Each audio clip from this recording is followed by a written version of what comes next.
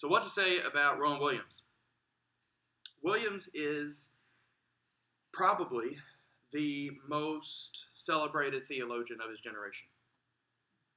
Williams, and this is rather remarkable because Williams is not simply an academic theologian, although he certainly is an academic theologian and an excellent one, but also Williams has had a very esteemed and influential life within the institutional church. So, of course, most of us know Rowan Williams as the Archbishop of Canterbury one ago. So now the Archbishop is Justin Welby. The one before that was Rowan Williams. Most of us know him from his work there. But before that, like I said, he was the Archbishop of the Church in Wales. And before that, he was a bishop in the Church of Wales. He has parish experience. He's been a diocesan bishop. He's been an archbishop of the national church. He's been archbishop of the Church of England and of the whole Anglican Communion. But then he's also had an incredible academic life. And it's just, it is, I don't want to say it's a rarity, but I think it's a really interesting and remarkable thing that Williams has had such a devoted career to both sides of church and academy. It's just quite remarkable. And I hope that we will be able to see the fruit of his straddling of that line when we read the book.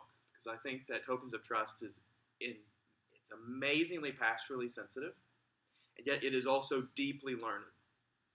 A note about what Tokens of Trust is. So Tokens of Trust is like Rowan Williams's answer to, or it's like his equivalent of C.S. Lewis's Mere Christianity, or N.T. Wright's Simply Christian. You kind of know the genre of these books, right? It's a kind of introduction to Christian belief that anybody with no experience in Christianity, whatever, can go to Barnes & Noble, grab off the shelf, and you've got it. And you've got the bare essentials, and this is kind of it. So that's one way to think about Tokens of Trust, is it's a kind of Mere Christianity analog. Another way to think about Tokens of Trust is as basically the closest thing Williams has ever written to a systematic theology. It's the closest thing he's ever come to writing something like Sarah Coakley's God, Sexuality, and the Self. So certain parts of it will feel familiar to us from there. What I mean by that is, Williams is giving a detailed account of the whole of Christian faith, and he's trying to do it all at once. So he's going to march you through all of the doctrines he thinks are most important to Christianity. And he's going to lay them out in such a way that they hang together with some sort of coherence, and they are organized around a common center. That's really all that it is to write a systematic theology. This is the closest he's ever come to writing such a thing. And he wrote the book originally as a series of talks given during the season of Lent at Canterbury Cathedral. So it's a series of lectures. Of course, they've been edited. They've been edited. But still, the book originated as a series of talks that he gave. So they're not quite sermons, right? But they're also not quite academic papers, okay? He didn't give these chapters as papers at the American Academy of Religion or something like that. He gave them as lectures at Canterbury Cathedral, designed to both kind of give folks in Canterbury a refresher course on what Christianity was all about during the season of Lent, and also to invite seekers into the cathedral to just see what Christianity is all about. So I think it's a book that is remarkably accessible and remarkably learned. I think the book is learned in maybe the best way, especially for us, because it is learned in the sense that it evidences Williams's life spent steeping himself in the tradition and in the scriptures. So what we're getting is all of Williams's learning digested.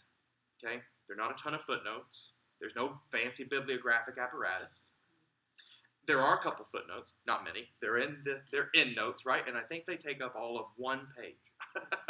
Okay? What we're getting instead is he has digested all of this stuff, and he's trying to give it to us in as concise, moving, and condensed form as possible. That's all I want to say about tokens of trust right away. I wanted to briefly introduce you guys to 3 leitmotifs. That seems to be my favorite word this year. 3 leitmotifs that I think we're going to be able to hear while we read the book across all of the chapters. And they're leitmotifs, I would argue, for the whole of his work. So Williams has written a lot of stuff. Many of you have read some of his other stuff. He's written a lot. I said Tokens of Trust was the closest thing he'd ever come to writing a systematic theology. Really, the majority of his academic writings they're essays. He's a really fantastic theological essayist. And in some ways, this makes him more like an early church father than like a modern systematic theologian, right? So the early church fathers were writing occasional works. They were writing sermons, right, because they were in ministry, but they were also writing essays, normally designed to answer some pressing question facing their people, either confronting a heresy that had popped up or trying to answer a pastoral question, something like that. So they were great essayists, less than they were people like, I don't know, Friedrich Schleiermacher, who I'm reading right now, as I told you guys a little while ago, who sits down in his chair in Germany and decides, I'm going to write Der Glaubenslehre. It's going to cover everything possible to talk about in Christianity, and it will be about this thick, and I'm just going to go from beginning to end and treat all the doctrines and give the whole thing to you, and there it is. That's less of what Williams is doing. He's more of an essayist, and he's got some beautiful books they really run the gamut of extremely dense and heady academic philosophical theology to beautiful writings on spirituality. He's got a fantastic book, a really famous book on icons, okay? A really great book on icons. He's written a lovely little book about Teresa of Avila. He's written a book, of course, because all these Anglican theologians, they have to write what is Anglicanism book? So he's got a book called Anglican Identities, which is really great.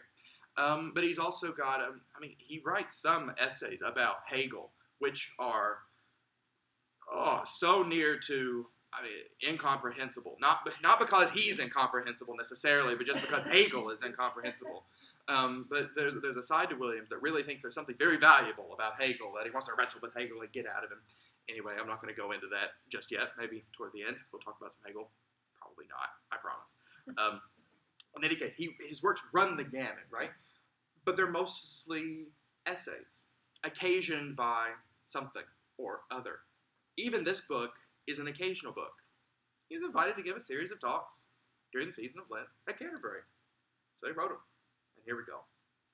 Luckily enough for us, it was that occasion that gave him the motivation to kind of lay out his vision for the whole. And that's what I mean by this book being the closest thing he's ever written to a systematic theology. Lovely for us, because it means that this is a systematic theology that is hopefully accessible and not so concerned to enter into academic disputes.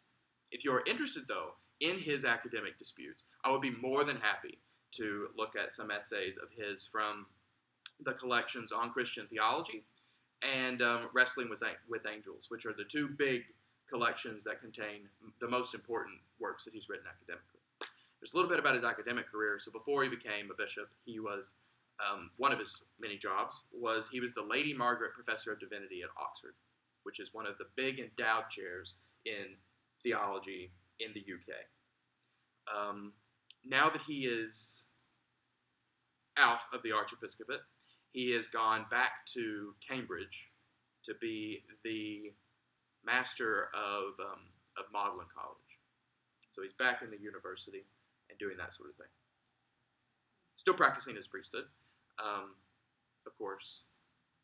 Still giving talks all around the country on all manner of things. But his day job now is to be a master at this Cambridge College. So, a little bit about his biography. 3 leitmotifs. The first of which is humility and integrity. Now, he has a definition of integrity, which is a little bit of an odd definition. He thinks that for a theological work to have integrity, it must not insist on having the last word. So what he means by integrity is less about a theological work being self-enclosed, right? We sometimes talk about integrity in this way. We say that a work of art has integrity if it is complete in some way, or a book has integrity if it all kind of hangs together or something. I don't know what a great example would be. Maybe Emily Bronte's Wuthering Heights has a certain kind of artistic integrity to it, whereas I don't know. Jack Kerouac. There we go. Jack Kerouac maybe perhaps doesn't. We might think of integrity in that way. Integrity for Williams, though, is different. It's about not having the last word. And it's more about the integrity of the theologian than it is even about the integrity of the theology that's being written. He doesn't want to have the last word because he thinks that a theology that cuts off conversation is going to do two things. The first thing is it's going to really mess up theology.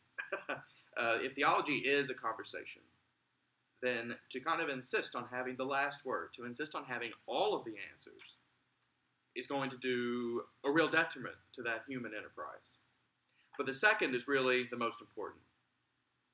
The second reason he has this definition of integrity is he thinks that God is beyond all of our talk.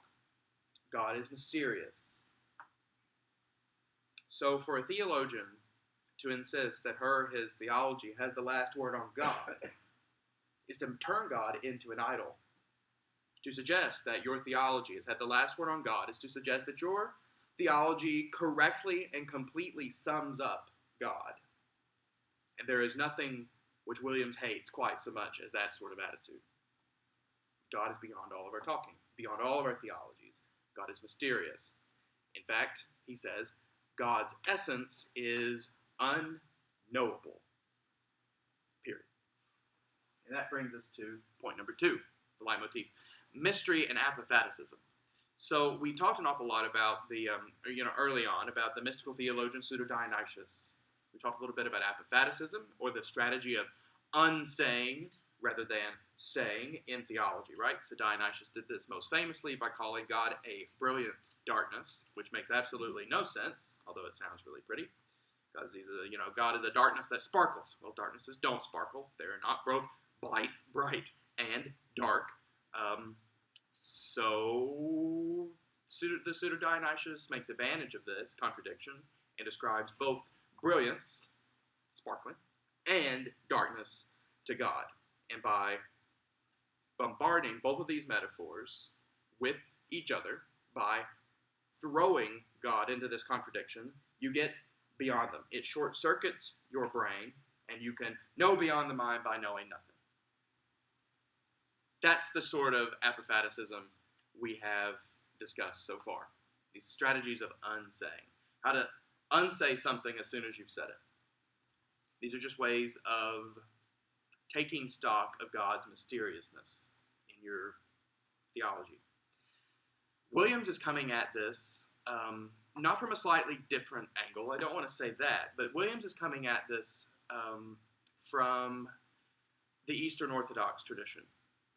One of the strands of his thought is a real devotion to great Eastern Orthodox theologians, many of whom have been more inclined, it's usually thought, than Western theologians at pointing up God's mystery, rather than trying to pin God down. One of these theologians is Vladimir Lossky, on whom Williams wrote his dissertation. So one of his earliest articles is an article about Lossky, who's an Eastern Orthodox theologian, that made a lot of hay over the fact that God's essence, God's being, is ultimately unknowable. Lossky. Lossky, and it's Vladimir. So we'll see exactly in Tokens of Trust how Williams works with this idea of God's mystery. I don't think I want to say anything more about it, just to point up the fact that this is where Williams is coming from. You should expect him to have you should expect him to be apophatic in a similar way to some of the other authors that we've read. To be very concerned to unsay about God and not to pin God down. You guys can see how his talk about theological integrity, not wanting to have the last word, is undergirded and motivated by his apophaticism, by the fact that he thinks that God is mysterious. The third thing that I want to talk about is judgment. It's the third leitmotif that I think we see in this book and throughout the rest of Williams's work. So Williams has a peculiar habit, one that I find really good, which is, and you'll see this over the course of Tokens of Trust, Williams refuses to give up beliefs or doctrines just because modern people have a little difficulty believing in them. So he does this with lots of things. He does this with hell. He does this with angels. And he does this with judgment. And it's one of the things that has made Williams unique among Anglican theologians. And this is one of the ways that I think that Williams has had a great influence among Anglicans, is in this idea that the answer to a modern world is not to give up theological belief or traditional belief and capitulate to a modern worldview, but rather to allow a modern worldview to inform the traditional beliefs, wrestle with them, and not give them up too quickly. Maybe shave off the rough edges. Okay, make sure that what you're believing in is really religious and not superstitious, but don't just give it up because it sounds ridiculous. One of the things that he does this with is judgment. So you're going to see Williams makes a great deal out of the last judgment, which of course is something that I think that many of us don't even know how to touch. It seems way too hot to handle. Williams's talk about judgment, though, really becomes very intimate. And the reason why I wanted to bring it up is because it actually has to do with the way you do theology. What I mean by that is this.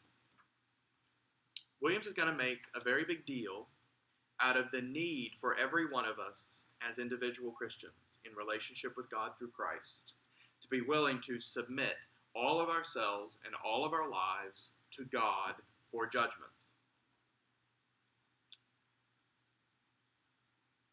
He is also going to say that about our theologies, about our talk about God. There is a sense in which Williams thinks all of the words we say, the theologian says about God, kind of flow in a river in front of the divine tribunal to be judged as worthy or not worthy of God. This is another way that he seeks to maintain his theological integrity, his theological open-endedness, right? His refusal to have the last word. It's also a way that he attempts to take stock of the mystery, the mysteriousness of God, precisely through this notion of judgment. Of course, he is going to treat the classical concerns that normally fall under the header of judgment. Things like heaven and hell, things like the apocalypse, eschatology, that sort of thing. There's a whole chapter in Tokens of Trust where he wrestles with those beliefs, and so we'll get to actually talk about it. When I say that judgment is one of his leitmotifs, though, I'm less talking about those specific concerns and more talking about this expansive sense in which he wants to form in us a disposition where we are willing to put all of ourselves before God for judgment, with the understanding that God's judgment is aimed toward our reformation and flourishing and not for our destruction. So the organizing center of Tokens of Trust is this, that God is trustworthy. That's it. If you want to summarize the book in one sentence, it's that God is trustworthy. And if God is the one preeminently whom we can trust, then we can trust God even with our judgments, even with our judgment, even with our stammering after God, with our hopes and with our fears and all that. What we will talk about next week right off is why Williams thinks that God is trustworthy, why he thinks we can say God is trustworthy.